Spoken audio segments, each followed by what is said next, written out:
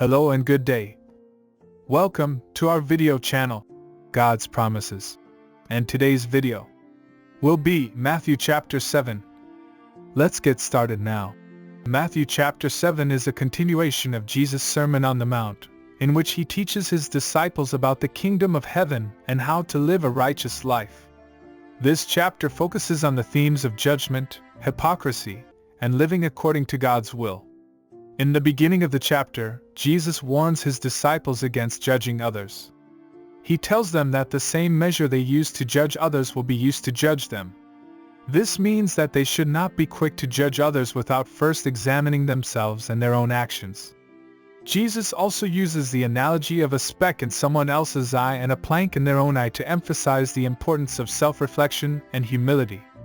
Jesus then goes on to warn his disciples about false prophets who will come to them in sheep's clothing, but inwardly they are ferocious wolves. He tells them that they can recognize these false prophets by their fruits, or their actions.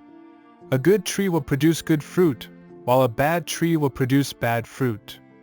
This means that the disciples should be discerning and use wisdom when listening to others, and they should not be swayed by mere words or appearances.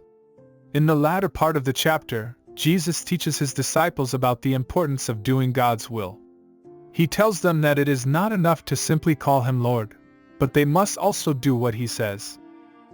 He uses the analogy of a wise man who builds his house on a rock, which can withstand storms, and a foolish man who builds his house on sand, which is easily washed away.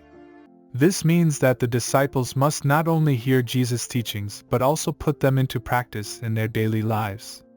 Overall, the teaching application of Matthew chapter 7 is to live a life that is not marked by judgment, hypocrisy, or false teachings, but one that is focused on doing God's will. This requires self-reflection, wisdom, discernment, and obedience. Jesus' teachings in this chapter remind us that we are all responsible for our own actions and that we will be held accountable for them. Therefore, it is important to approach life with humility and a desire to seek God's will above all else. Thank you for visiting us today. Please share with us your favorite Bible verse below in the comments section. Don't forget to like and subscribe. It really does help our channel grow. Looking forward to see you back here for our next video. Always take good care.